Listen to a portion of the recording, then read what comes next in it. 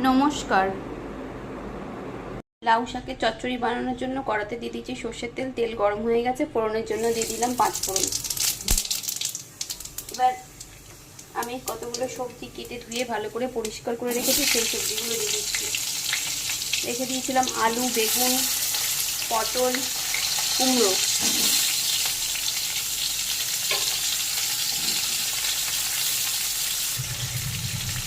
দিয়ে দিলাম নুন। এবার সবজিগুলোকে একটু ভেজে নেব। এবার লাউ শাক কিছুটা কেটে ধুয়ে পরিষ্কার করে রেখেছিলাম, সেটাও দিয়ে দিলাম। এটা দিয়ে কিছুক্ষণ রান্না করে নেওয়ার পর জল দিয়ে ঢাকা দিয়ে সেদ্ধ হতে দেব। দিয়ে দিলাম হলুদ গুঁড়ো,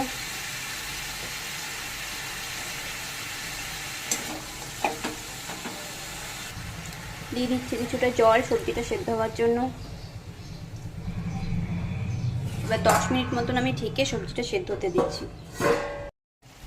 ঢাকা সরিয়ে দেখে নিচ্ছি সবজি সেদ্ধ হয়ে গেছে। এবার আগের থেকে কিছুটা পোস্ত আর সর্ষে আমি পেস্ট করে রেখেছিলাম, সেটা দিয়ে দিচ্ছি। আর দিয়ে দিলাম স্বাদ মতো চিনি। এটা দিয়েও কিছুক্ষণ নাড়াচাড়া করে নেব, মিনিট 5 মতন রান্না করে নেব।